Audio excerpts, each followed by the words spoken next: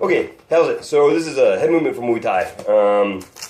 Just some of the ways that I like to teach it because I think head movement is very, very important. It's the difference between, standing in front of a sniper, bullet hits the ground, you just look in the air, versus bullet hits the ground, now you're moving. You're not standing in front of somebody. So I believe it's very important. I think some of the best Muay Thai fighters of all time used head movement really well. Somrak is one of my favorites. I don't know if he's considered a GOAT, but he's like mine. That man was a Olympic level gold medalist, and he used some phenomenal head movement. I mean, he knew how to bait people and then move and then make them pay. It's kick-ass, but it's hard to do. One thing you have to understand about head movement is it has to stay within what I call a shoulder range. Shoulder range, really simply, is when you're standing normal, the space between your shoulders. That's it. So if you were to go outside of it, you're risking unequal exchange. And what I mean by that is, if you're slipping a jab, that's awesome, but not if you get kicked in the head. I would way rather get punched by a jab or a cross than get hit with a head kick.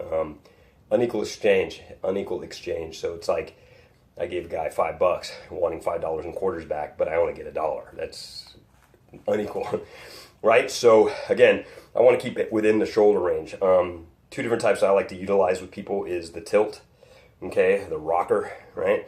Not tilting all the way outside where I lose my balance and where it's really hard for me to recover in fast. I won't be able to recover as quick.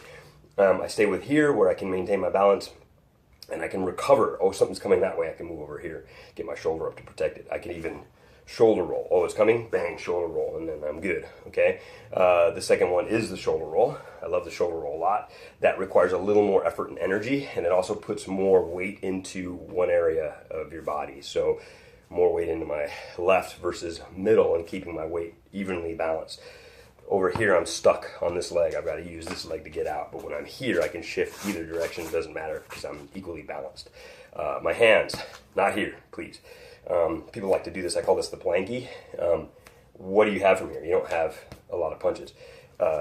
If you're going to bring your hands here, keep them here because you can rotate from here and protect your face. Now your shoulders are coming with the punch instead of here where the shoulder stays away from my face. Right? 3 stances that I was taught from Ajahn Dobler at Double Dose Muay Thai in Fontana, California. Phenomenal gym, man. You learn really the Thai way of doing things too, which is cool. Anyway, so 3 stances. I like to start with middle, where my weight is evenly balanced. I can move for it. I can shift my weight. I can, boom, fire from here, kick, whatever. You see a lot with MMA fighters and kickboxers. Then there's the forward aggressive. Again, here, not here. So my weight is a little more in the front foot. I'm not over it. I'm here, because over it now I'm stuck. But I'm here. So I can move from here. I can come in underneath and fire. The last one is Thai defensive. And I want you to really understand that Thai defensive is not this. I think this is an American invention. People that are learning. As soon as I lift my leg, all my balance is going backwards. I see people check kicks like this, and then they can't counter.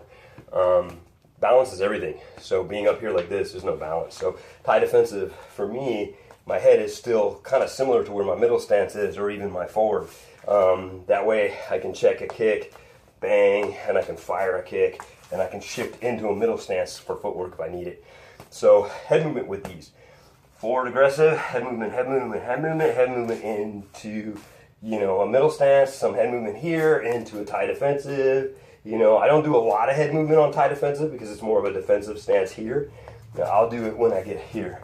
I like to use head movement to attack, not so much to defend. I'd almost rather bait them into coming in to run into something, defending. But I like the head movement when I come forward.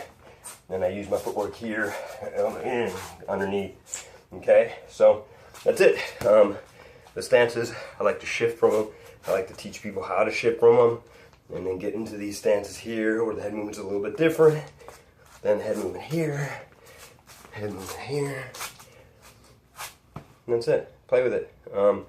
Obviously, practice it a lot. Feel comfortable with it, but you got to do it with people throwing stuff at you. Otherwise, it won't work. You'll never know if it works. So it doesn't have to be hard sparring. They can be just throwing light punches. And in fact, light punches, they might be faster. So you'll have to work harder at it. Don't get frustrated if it doesn't work.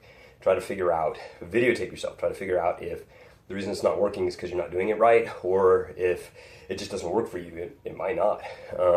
Or maybe the person's just better than you. You know, practice with people who aren't that great yet, and slowly build yourself up to people that, you know, should be able to take you out, and see if you can do it against them. That's how you get better without taking a bunch of damage. No need to take damage. Anyway, that's it. Peace!